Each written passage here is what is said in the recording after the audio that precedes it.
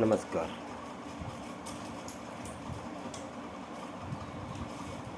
बाबा की बातें आप सुन रहे हैं, आपका बहुत बहुत धन्यवाद।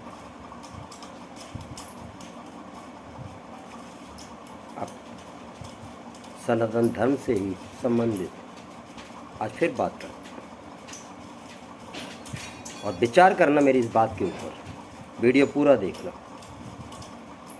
कि आप अपने वार त्योहार सिर्फ दिखावटी करते हैं या सचमुच इनमें कोई तंत्र है।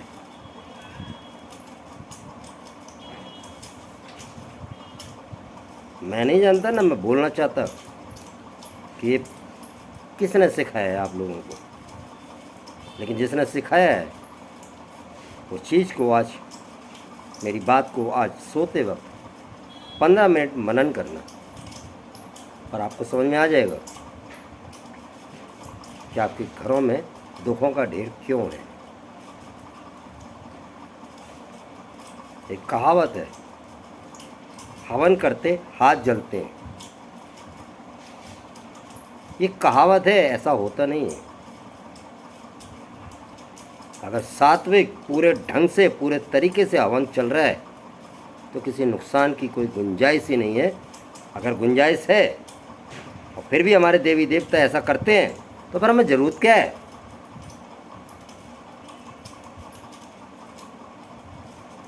ज़रूरत क्या है फिर हमें पूजा पाठ करने की या हवन करने की? कौन है फिर वो?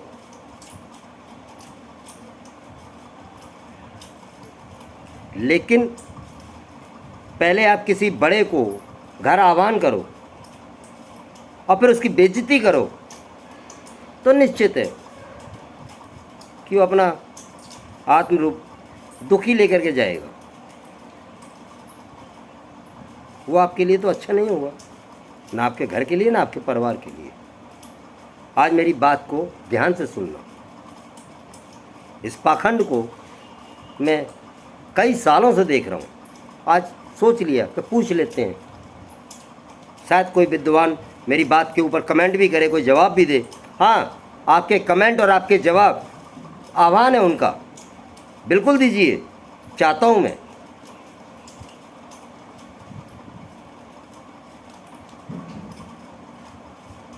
कृष्ण, हमारे प्रभु कृष्ण द्वारका के राजा बने।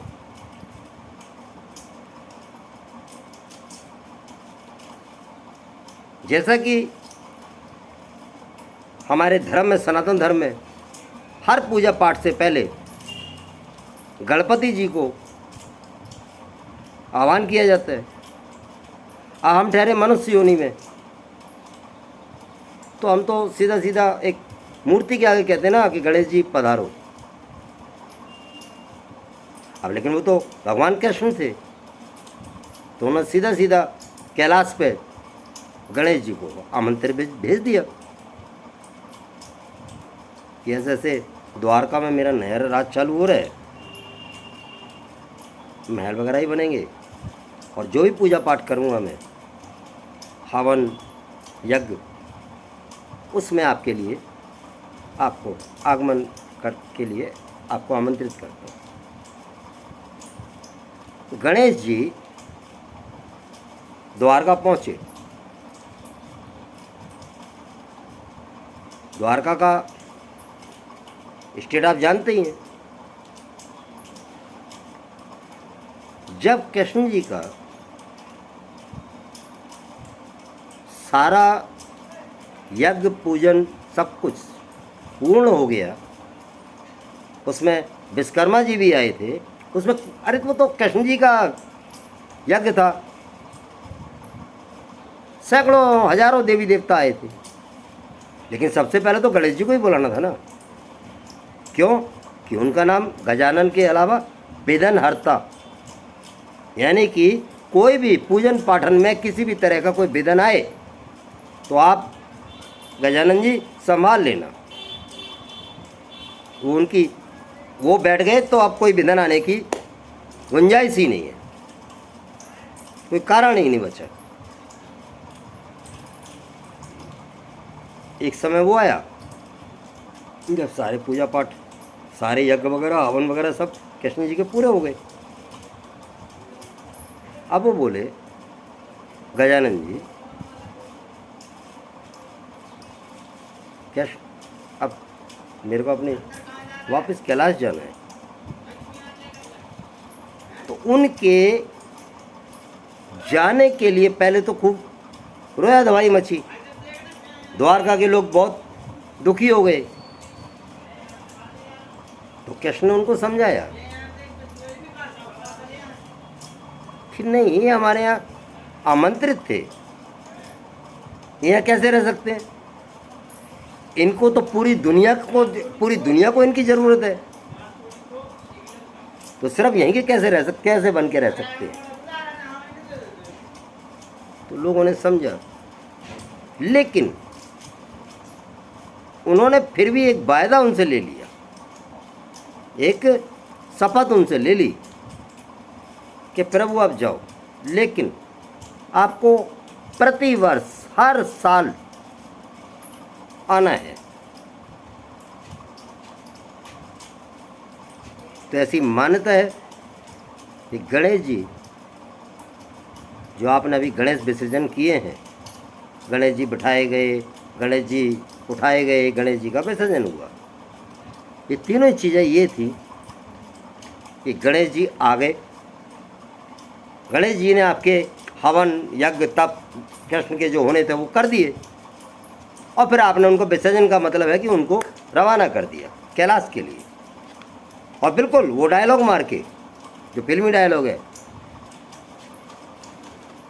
जय जय मोरया अगले बरस तू जल्दी आ।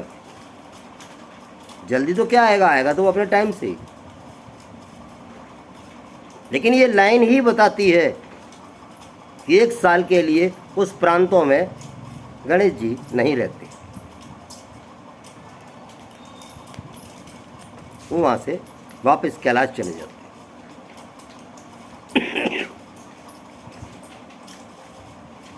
आप क्या कर रहे हैं? कई सालों से देख रहा हूँ, कैलाश पर्वत नॉर्थ इंडिया में गणेश जी का स्थान आपका उत्तर भारत है। कैलाश पर्वत, ये बंदर नकल, क्या आपने गणेश जी का आह्वान किया था? नहीं। तो फिर उनका विसर्जन कैसे, उनको रवाना कैसे कर दिया? अब मूर्खों, एक बात का मुझे और जवाब दे दो। पूरे 12 महीने अब तुम्हारे त्योहार ही त्योहार हैं, वो तो चलते ही रहते हैं। हर पूजन से पहले आप गणेश जी का पंडित जी पूजन करवाते हैं, लेकिन आपने तो उनका विसर्जन कर दिया ना। अब आप ये कह रहे हैं कि आप कैलाश पर्वत जाओ, जब हमारी जरूरत होगी तब तुम्हें फिर बुला लेंगे। क्या तुम बेवकूफ़ हो या गणेश जी बेवकूफ़ है? अभी दीपावली आ रही है, पंडित को बुला लेना, पूजन करवाएगा, बोले गणेश और लक्ष्मी की प्रतिमा ले आओ। कौन से गणेश जी की प्रतिमा रख रहे हो भैया? उनका तो विसर्जन आप अभी कर चुके हैं ना इन दिनों में। भेड़ चाल,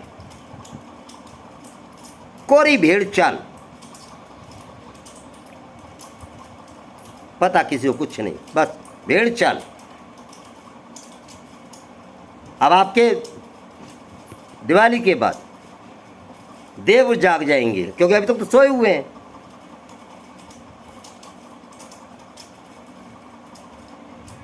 क्या मजाक है? तो फिर ये आपने मंदिरों में भीड़ क्यों लगा रखी है? क्योंकि देव तो सोए हुए हैं, वहाँ तो वो है ही नहीं।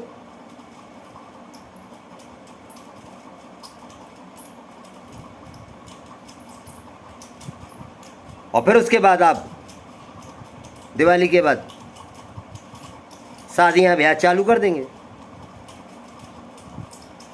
पंडित भी सबसे पहले, पंडित जी भी बैठ के वो फेरों के टाइम पे वैसे तो आपको पहले ही वीडियो में बता चुका हूँ कि हमारे यहाँ तो 2-3 शादियाँ होती हैं, एक ही शादी, एक गंधर्व विवाह होता है, वरमाला डाल दी, हाँ विवाह संपन्न हुआ,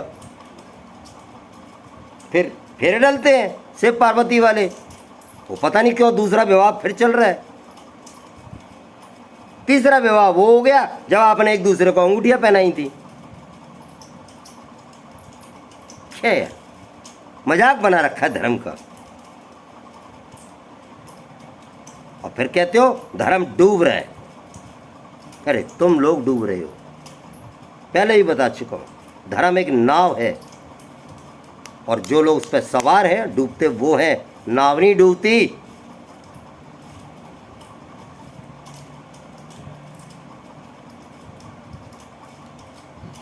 अब आप कौन से फेरों के टाइम पे पंडित जी गणेश जी को आह्वान करेंगे, क्योंकि उन्हीं का विसर्जन वही तो करवा के आए हैं, 1 साल के लिए रवाना कर दिया उनको, फिर अब 1 साल बाद ही देखना ना उनको।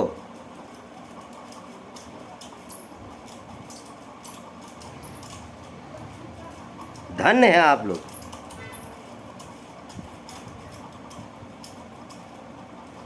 आज के लिए इतना ही काफ़ी है, और मेरी बात को मनन करना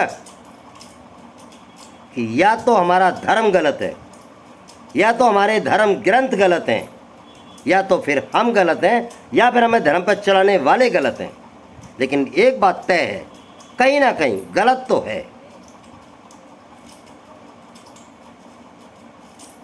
बहुत से लोगों को देखा है धुन लगा रखी है, वो क्या बोलते हैं, गायत्री मंत्र की, टॉयलेट में गेम खेल रहे हैं, फ़ोन आ गया गायत्री मंत्र बज रहा है, मजाक समझ रखा है।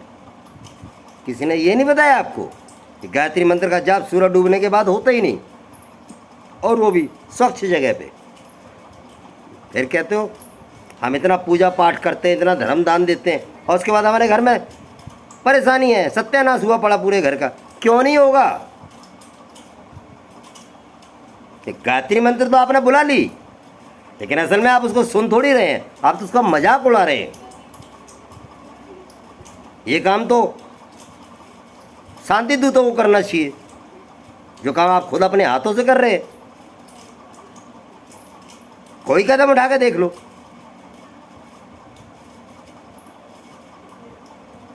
मुर्गा खा रहे हैं, मोबाइल पे धुन लगी हुई है, माता की भेंट लगी हुई है, कि मजाक हो रहा है क्या?